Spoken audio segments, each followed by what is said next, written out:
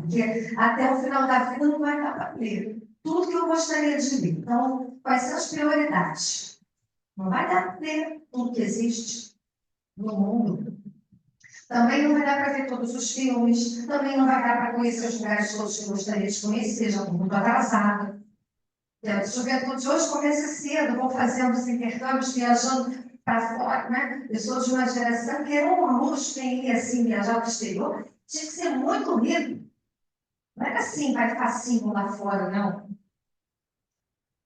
Então, a gente tem de ter certeza, assim, quando a vida acabar, o que eu preciso dizer? Isso aqui não passou. Isso aqui não deu, isso aqui fica para a próxima. Isso aqui talvez nem precise, eu possa ir em espírito, veja esse lugar e pronto. Talvez já tenha vivido naquele lugar, já até conheça espiritualmente, mas isso aqui eu não posso deixar de lado. Porque isso aqui diz respeito à minha condição de espírito imortal. Disso eu não posso abrir mão. Isso a gente não tem sabido fazer bem, né? E o altruísmo, que é o deslocamento do centro, da centralidade do eu para o outro, numa cultura que nos estimula o tempo todo a pensar em nós mesmos. Nós somos bombardeados. Você merece. Faça isso por você. Né? Você merece. Você tem que se dar valor, a tal da autoestima. Como se a autoestima fosse garantida por uma cor de tinta, um procedimento estético. A autoestima é alguma coisa que diz respeito à relação que nós temos com a pessoa que nós somos. E não com o corpo que habitamos, porque esse corpo que habitamos vai ficar.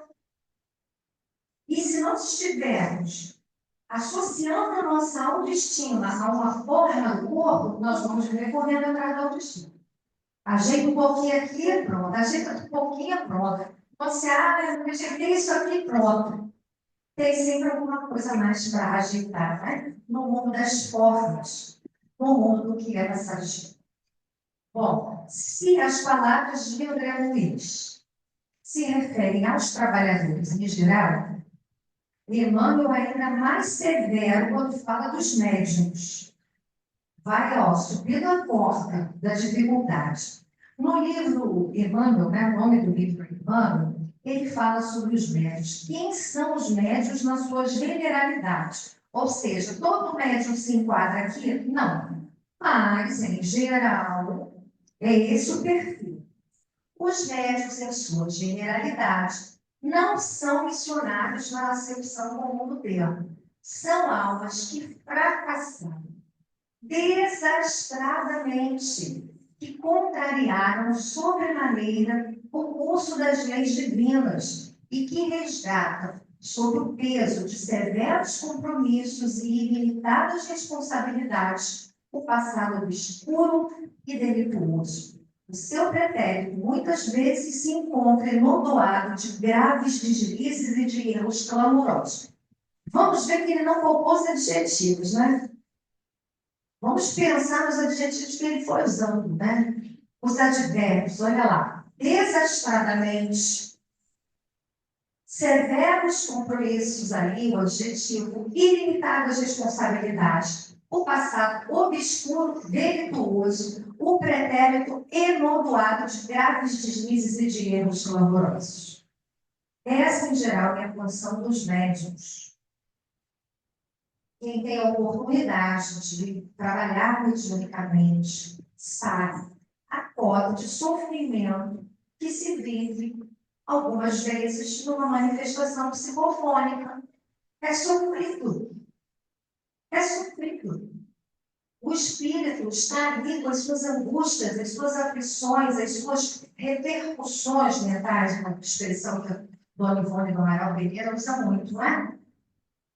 Eu tenho um amigo lá da Casa Espírita que diz assim: a gente tem tanto respeito pela Dona Ivone, que a gente chama de Val, Chico, mas quando fala da Ivone, é Dona Ivone. Severa, austera, né?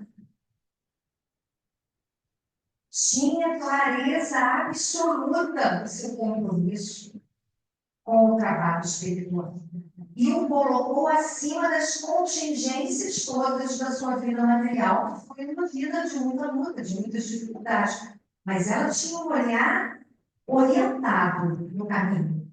Ela sabia aonde desejava chegar, exatamente, né? E chegou, segundo os espíritos amigos. Então, nós trazemos esse passado espiritual de muitos enganos e vamos redimindo o nosso passado. Cada lágrima que rola nos nossos olhos durante uma comunicação abate um pouco dessa conta nossa do passado. Porque também quem participa dessas tarefas sabe que há uma alegria única neste trabalho. Única, exclusiva. Quando a gente percebe que alguém que estava em desespero, através daquela manifestação, reencontra a paz. É acolhido, é recebido. Esse trabalho é um trabalho de tanta emoção, de tanto carinho. Quase sempre são espíritos que tombaram dos cunhos sociais pelos abusos do poder, da autoridade, da fortuna e da inteligência e que regressam ao ordem hierárquica para se sacrificarem em favor do grande número de almas que desviaram das sendas luminosas da fé, da caridade e da virtude. Então, hoje, se a gente, como o nosso companheiro Alberto nos lembrou aqui, se a gente está tão estarrecido com a queda moral dos legisladores, dos políticos, daqueles que são responsáveis pela execução das políticas públicas, nós aí, isso aqui é o nosso passado que fala. Hoje nós estamos aqui como almas arrependidas. Essa é a nossa condição. São almas arrependidas que procuram arrebanhar todas as felicidades que perderam e organizando com sacrifícios tudo quanto esfacelaram nos seus instantes de criminosas arbitrariedades e de condenável insânia. Emmanuel carregou ali nas palavras, né?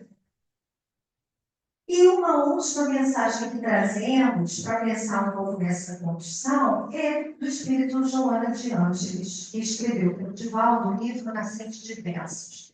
Há uma mensagem número 11, Construção do Reino de Deus, neste livro.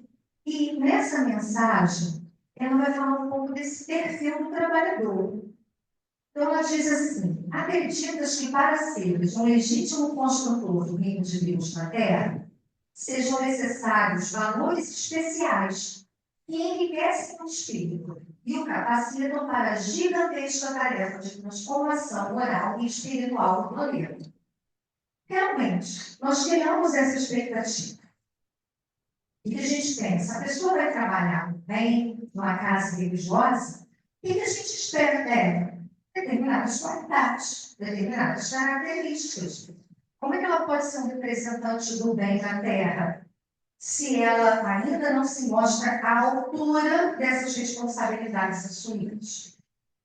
Os trechinhos que nós vamos ler aqui, eles não estão na sequência, não. Foram pequenos fragmentos que nós trouxemos, porque o texto é grande, não daria para lermos na integralidade. Apesar disso, observa-se que muitos daqueles que abraçam as causas nobres e de elevação do ser humano encontram-se despreparados para o mistério.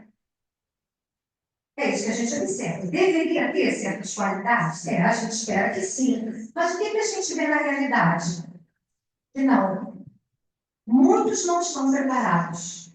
Ainda aturdidos nos próprios desequilíbrios, que já deveriam estar superados, apresentando-se vulneráveis à cólera, à maledicência, ao ressentimento, à inveja, escorregando com relativa facilidade para os abismos de sombra em que tomam.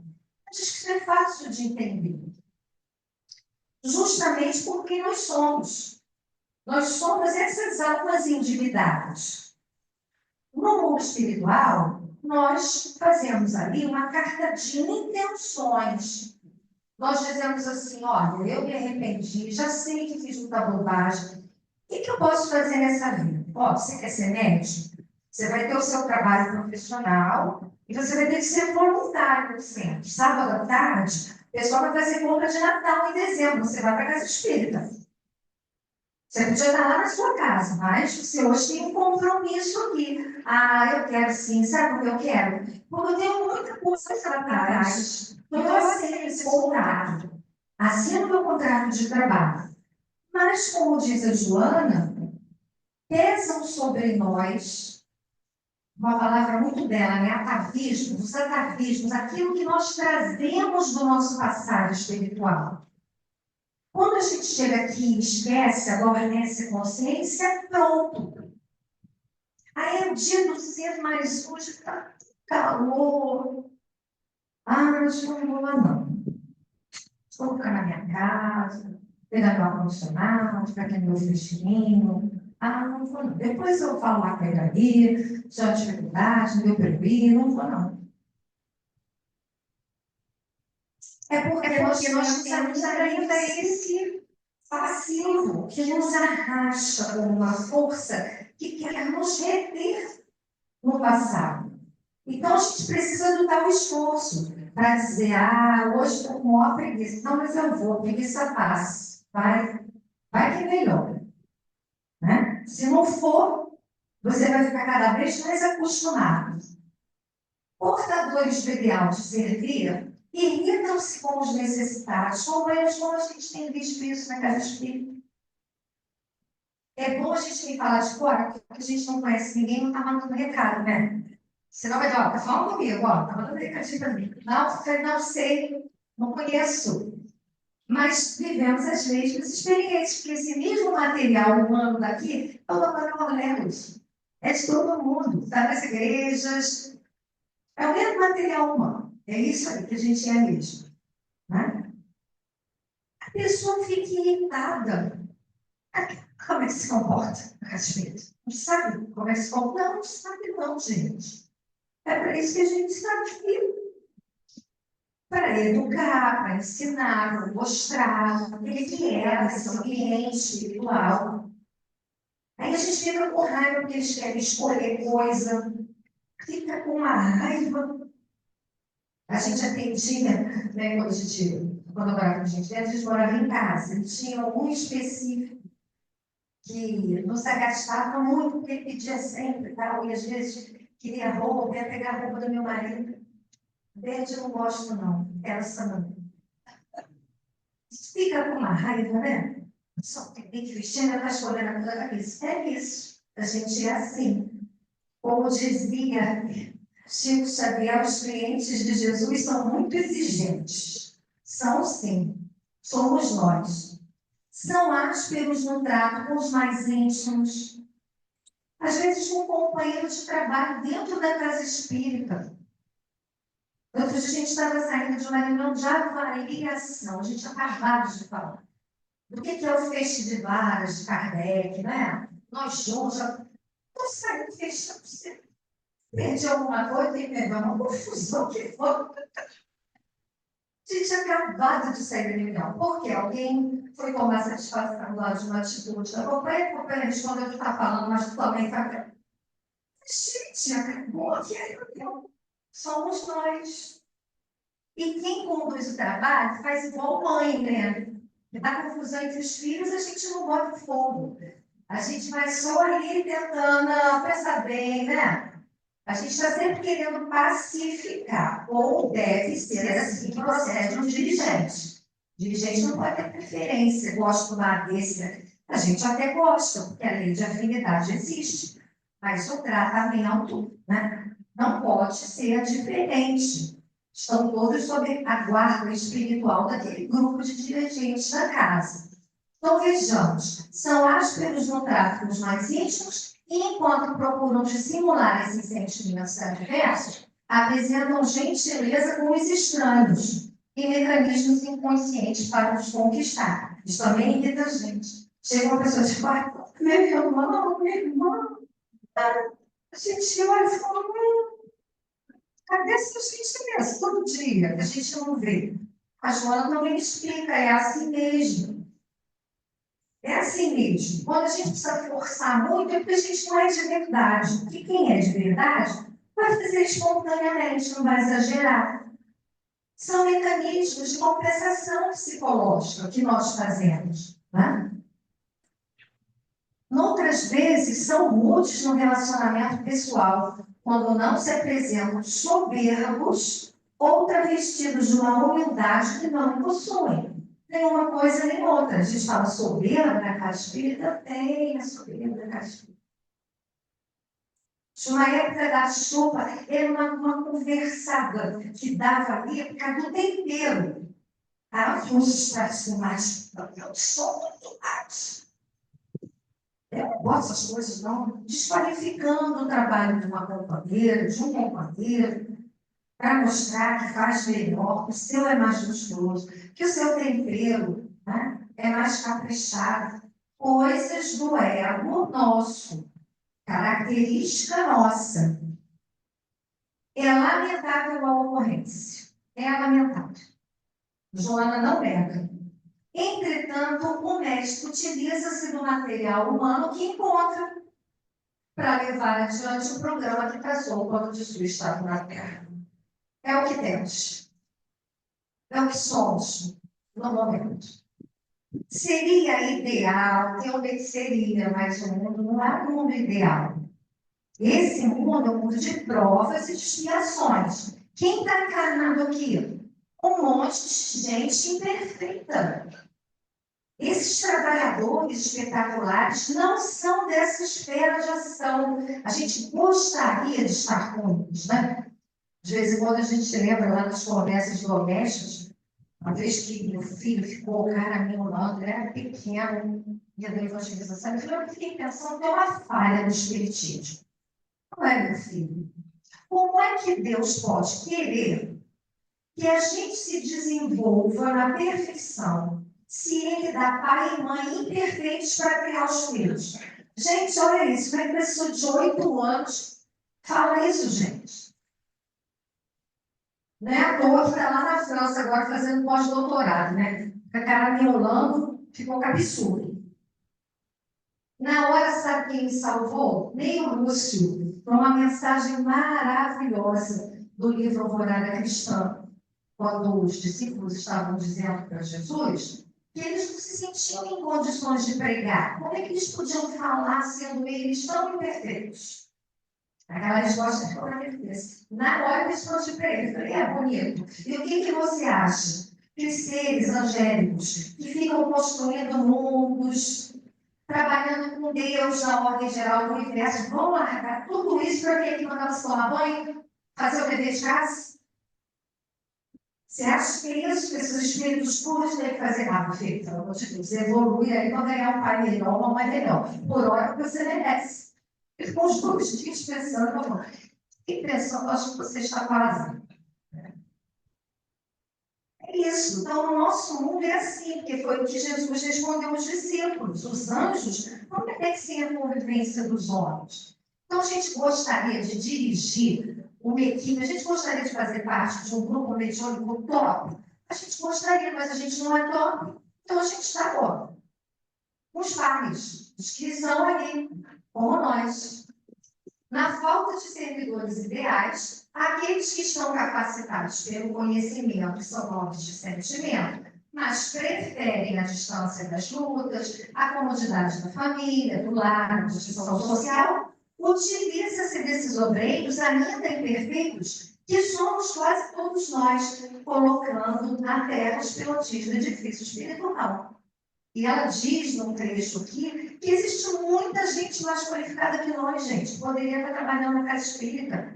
Gente com a cabeça super intelectualizada, de sentimentos melhores que os nossos. Mas ela diz, muitas dessas pessoas não querem trabalhar na religião. Elas querem ganhar dinheiro na profissão, elas querem usufruir de viagens, passeios. E diz a Joana, elas têm o direito a isso.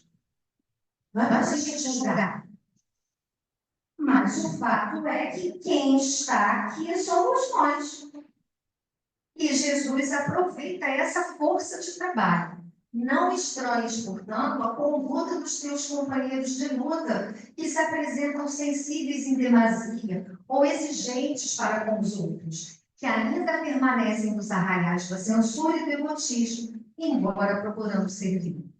Eles se darão conta logo mais de tal conduta e mudarão, amparados pelo bem que haja feito e pelos propósitos divulgados, que há muitos outros indivíduos sensibilizados e conduzidos no caminho do bem. Então, vejamos, companheiros. Aqui nós estamos sendo chamados a aceitar os nossos companheiros de trabalho como se apresentam. Assim como eles também vão precisar de algum esforço para nos aceitarem com as nossas imperfeições. Nós também trazemos para a casa espírita as nossas mazelas. Nós também trazemos as nossas imperfeições, a nossa intolerância, a nossa impaciência. É tão desagradável quando a gente tem um grupo de trabalho e alguém dá opinião no grupo. As caras e bocas. Porque isso é a expressão da nossa falta de caridade autêntica com a nossa família espiritual. Essa é a nossa família espiritual. Então, nesse sentido que nós dissemos assim, caminhando aí para o nosso encerramento, de que não cabia assim, um estudo sobre essa prática amorosa que Jesus nos convidou a viver. A gente poderia pegar esse conteúdo de Jesus para pensar a sociedade de maneira geral, né? Nós fazemos parte de uma cultura que se diz cristã, em que diariamente os cristãos se degladiam nas redes sociais, ofendendo-se uns aos outros, e inclusive isso acontece, para a nossa tristeza, no nosso movimento espírita. Vemos o João de Paulo, que para todos nós, de uma geração, tem uma referência de trabalho no bem, o seu trabalho com a mansão do caminho, a sua obra mediúnica monumental, sofrer ironias. O vocabulário, imagina como pode sair da boca de um espírita, porque em 2018 ele se manifestou politicamente, e isso deu um provocou, né? É possível discordar dele, claro que a gente poderia se posicionar, eu penso assim, não é desse jeito. Agora, expressões do tipo, agarrar, vaza, já perdeu um tempo na terra. Gente, o que nós estamos fazendo na casa espírita? O que é isso que nós estamos fazendo aqui na casa espírita? Se a gente se permite tratar um idoso, não fosse ele quem é, um idoso que renunciou à sua própria vida, ele, Dona Ivone, eles tiveram uma vida pessoal, não constituíram família, foram exercer o seu mandato mediúnico em nosso benefício, porque somos nós em desespero que abrimos as pastas para secarem as nossas lágrimas. Na hora que a gente não sabe o que vai acontecer, que vai para o hospital carregando dentro da bolsa, que abre de manhã, abre antes de dormir, nos momentos mais angustiosos. Como é que a gente entendeu essa consolação? Pelas mãos abençoadas desses companheiros dedicados. Como é que nós podemos ignorar tudo isso que eles fizeram para nós, por nós? E, infelizmente, nós fazemos isso dentro dos nossos grupos. Nós sabemos casas espíritas que não abriram mais depois da pandemia, não pela pandemia, mas pelas discussões políticas que se estabeleceram e cindiram os grupos. Como é que nós colocamos pessoas humanas em altares acima do compromisso que nós assumimos com o nosso Mestre Jesus? Quando a Kardec fala do peixe, nós temos insistido muito na nossa casa de assinagem. Ele tinha por objetivo não só proteger o seu trabalho, mas o trabalhador. Quando ele diz que uma vara fora do peixe é fácil de quebrar, né? Se tira uma varinha, quebra fácil. Quando você junta todas, difícil quebrar, não é? Somos nós no mundo.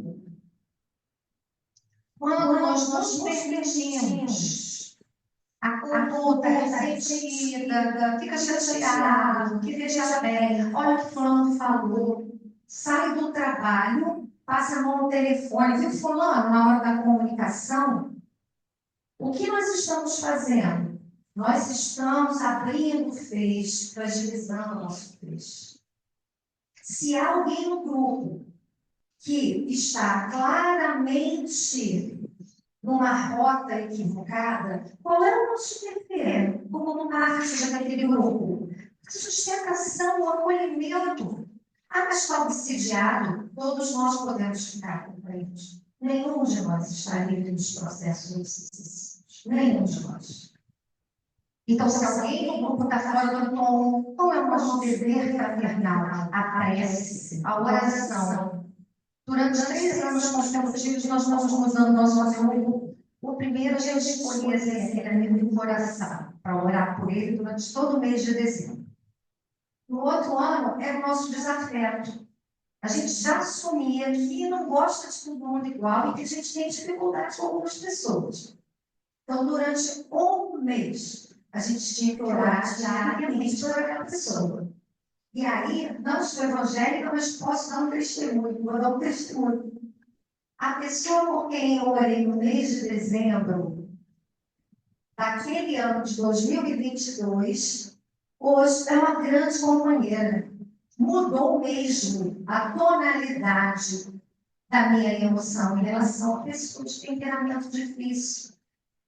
Olhar dessa forma humana, porque o amor ao companheiro, os discípulos reconhecidos por muitos se amarem, não é aquele amor fenomenal das grandes aulas, não é. Se Kardec colocou lá no Evangelho, né, o amor aos inimigos, não é a mesma coisa que o amor aos amigos. Claro que não. Mas é a atitude compreensiva. Se a gente não tem nada de bom para dizer, só fica calado. É só não comentar com ninguém. É só não espalhar confusão. É só a gente não levar o assunto adiante. Numa casa como esta, que há grupos separados de trabalho, o que acontece em um grupo não precisa chegar no outro, não. Acabou ali. A gente não pode ser o combustível que põe a lenha na fogueira. A gente precisa ser quem pacifica. O clima está esquisito. A gente precisa ser quem pondera. A gente precisa ser quem oferece a contrapalavra. Pensa bem. A gente não sabe as dificuldades que a pessoa está vivendo. A gente não sabe os compromissos daquela alma. A gente não sabe quem são os seus adversários espirituais. E os grupos espíritas, companheiros, nós sabemos disso. Essas informações também chegando no mundo espiritual para nós, estão sendo bombardeados pelos espíritos infelizes. Nós estamos vivendo um clima social muito tenso. As famílias estão tensas. Todos estamos mesmo ligados à dor da pele. Todos nós. Então, qualquer fósforo riscado pode pegar fogo. A gente precisa estar com aquela água da paz do Chico sempre ali. Alguém piscou fósforo, a gente joga água. Esse é o nosso papel. A gente não precisa fingir o que não sente. A gente não precisa ser falso, como diz a Joana. Oi, meu irmão, oi, minha irmã. Não tem muita afinidade, não tem muita conversa. Vamos ser apenas cordiais, gentis, mas benevolentes, caridosos. Nós estamos precisando refletir sobre isso para a vida de modo geral. É que hoje nós estamos falando desse nosso circuito estreito do trabalho na casa espírita. A gente está precisando pensar sobre isso na vida de maneira geral. Qualquer coisa está gerando confusão. Qualquer coisa. As disputas agora por Kardec, o livro está adulterado, discute a obra de Kardec. A gente não está entendendo nada. A verdade, a gente não está entendendo nada. A polêmica de Rustem, que começou um dia, não acaba nunca mais. A gente continua discutindo o corpo de Jesus. O que a gente sabe sobre isso? Quem somos nós para compreender a especialidade, a especificidade da encarnação de Jesus? Só estamos precisando nos amar um pouco mais. Um pouco mais de gentileza, um pouco mais de paciência. Amor, por enquanto, para nós é isso. Porque o nosso amor ainda é aquele amor do instinto. No livro Consolador, quando o Emmanuel fala sobre a união, ele lembra que o amor é a grande força do universo. Que as atrações das partículas dos átomos são manifestação do amor. O instinto animal é uma manifestação de amor.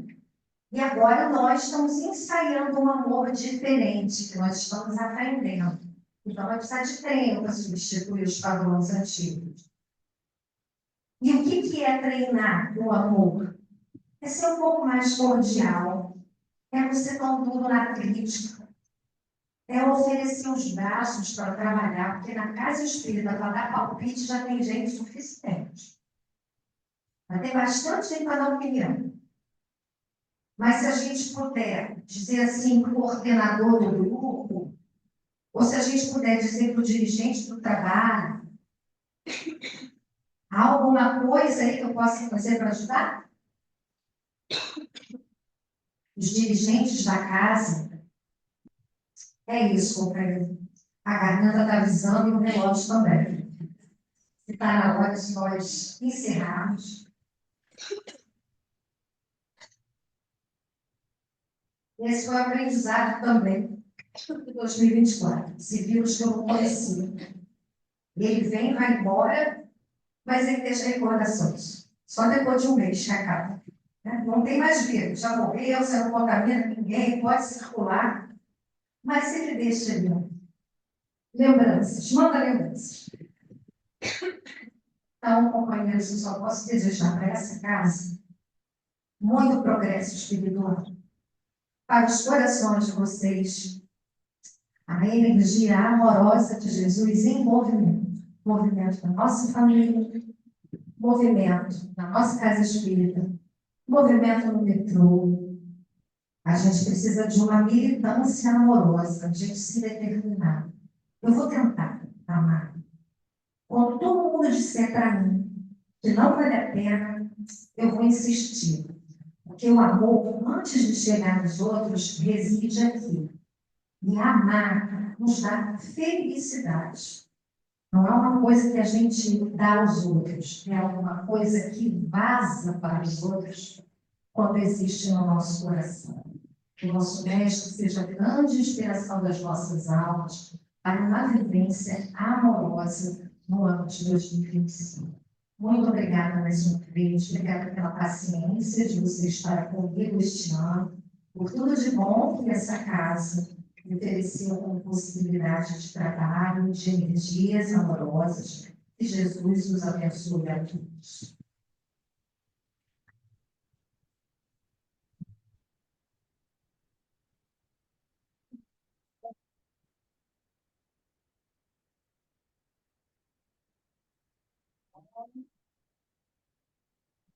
Muito material para a nossa reflexão, emocionou a todos nós.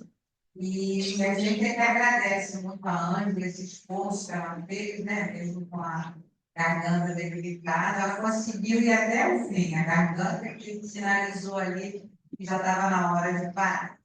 Então, agora a gente vai pedir o Marcos para fazer a prece para a gente, de encerramento, E depois, então, você pode ficar mais quanto tempo, Ângela, com a gente? Mais um tempinho? 20 para as 5? Até 5? Então, tá bom. Dá tempo da gente trocar os cartões rapidinho, a Ângela fazer um lanchinho com a gente rapidinho para ela ir para o compromisso dela